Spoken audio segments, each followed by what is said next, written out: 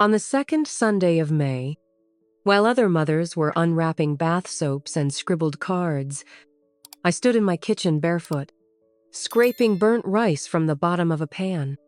I was waiting for my son to say something, anything, even a simple Happy Mother's Day. But silence. And when he finally did speak, it wasn't a celebration. It was a quiet detonation, the kind that doesn't echo, but ruins everything. That morning, sunlight touched the curtains just like it always had. But that day marked the beginning of my quiet revenge, the kind no one expects, especially from a mother. I'm Margaret Thomas, or at least I used to be. For years, I was simply Harold's wife, then Ethan's mom, and that was more than enough. We built this place by the lake with our own hands, board by board, blister by blister. Laughter was cheap, but it was everywhere. Harold used to say, "If the walls remember love, they'll hold through any storm." When Ethan was born, this house became more than a home. It was memory.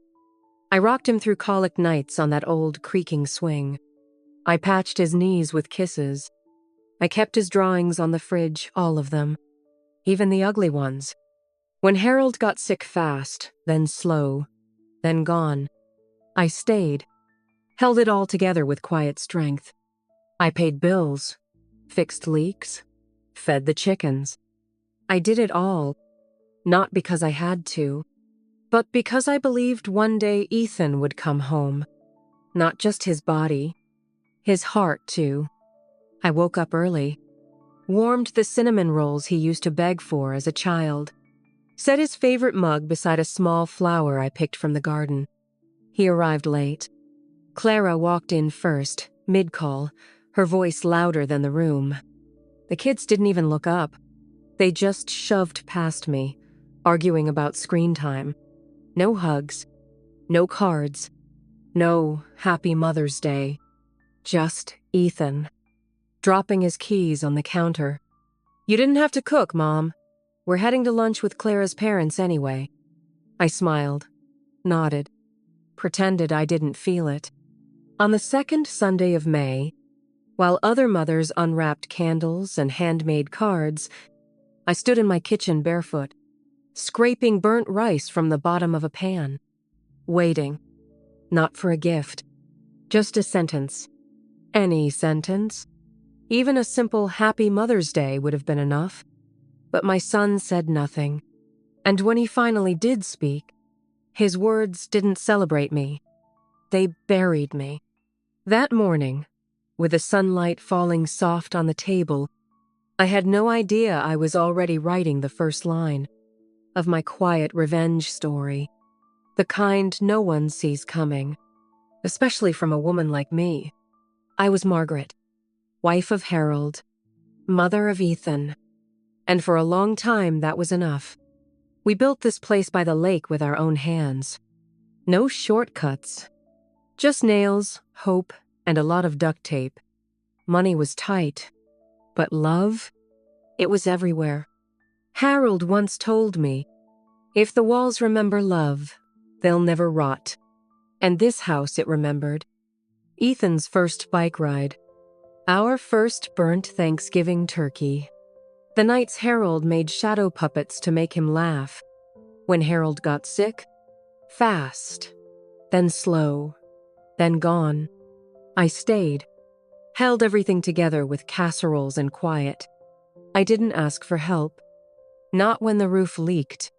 Not when my hands ached from shoveling snow alone. Because I believed one day Ethan would come back. Not just to visit, but to see. To truly see what had kept him warm. That morning, I made everything he used to love. I even used the blue mug with the chip in the rim, his favorite as a boy. He walked in late. Clara followed, busy texting.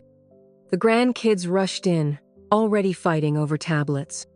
No one said, "Happy Mother's Day." No one looked me in the eye. Ethan dropped his keys on the counter. "You didn't have to cook, Mom. We've got brunch with Clara's family." I smiled, said, "That's okay. It's just nice to see you." But it wasn't. They ate quickly. Clara picked at her food like she was doing me a favor. And then it happened. So casually, I almost missed it. Ethan turned to his friend, gestured at the house, and laughed. "This place? It's just Mom's. For now, we've got plans for it once the transfer's done."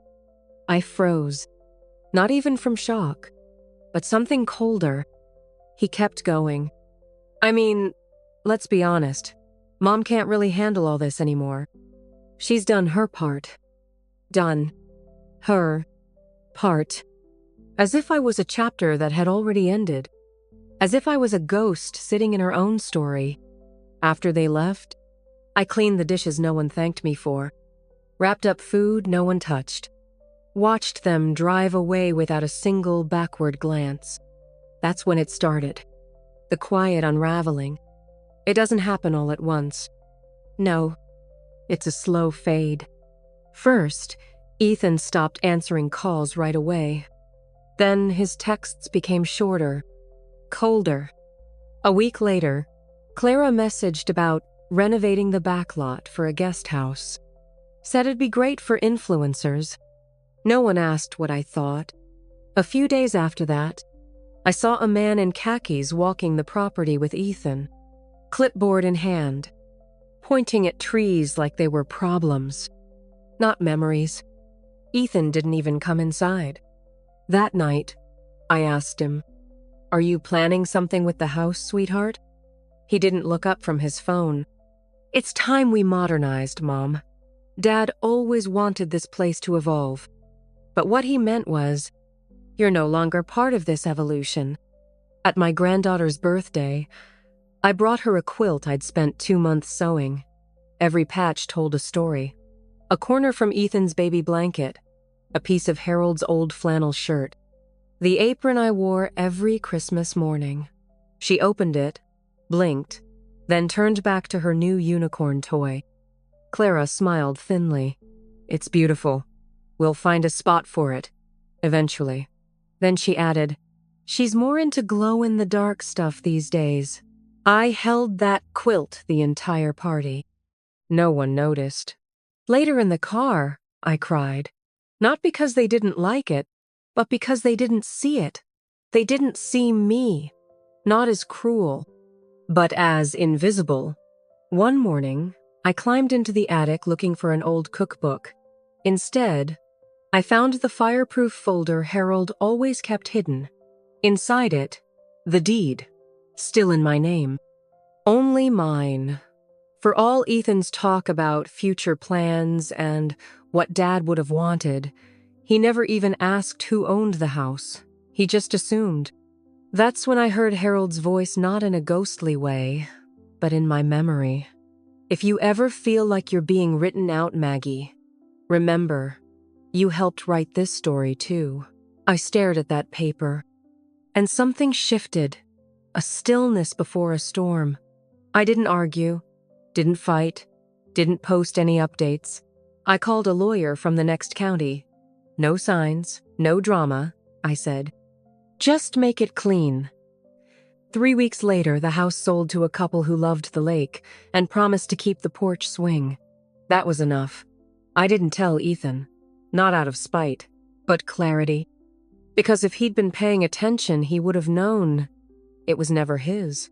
The day I left, I walked through every room, took one last look at the kitchen wall where Ethan's height was still marked in pencil, smoothed the quilt at the foot of the bed. Then I left a letter. Just 1 page. "You assumed, Ethan, and I let you. But this home was never promised. It was earned. And I've decided to let it go before it becomes something I no longer recognize. I'm not disappearing. I'm just beginning." I tucked it under the vase he never noticed was cracked, and I left. 3 weeks passed. Then 4, he called. Texted. "Heard something about the house. Call me?" I didn't. Until one morning, His navy truck pulled into the gravel driveway of my new cottage. I was planting lavender. He stood at the gate like a stranger. "You really sold it?" he asked. "I did," I said. "Not cold, just clear. I thought it was mine." "I know, but you never asked." He looked at me then. Really looked. "I didn't mean to make you feel forgotten, but you did," I said softly. "And the truth is, I let you." He sat down on the porch step. I didn't ask him in. I didn't need to. "What now?" he asked. I handed him a letter, folded, sealed. "This explains where the rest of my assets went. You're not cut out, Ethan, but you're not the center either." Before he left, I asked, "Would you like some tea?"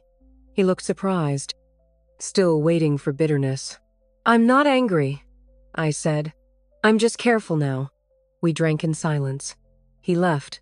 No hug, no promises, but he looked back once. That was enough. That evening, I sat on my new porch, watching the sunset behind wild trees. My wind chimes swayed. My garden bloomed. No one knew where I was. And for the first time in years, I felt seen. Have you ever had to walk away from the people you love just to remember who you are? If this story touched something in you, share it in the comments. Because silence doesn't always mean you're gone. Sometimes, it means you finally came back to yourself.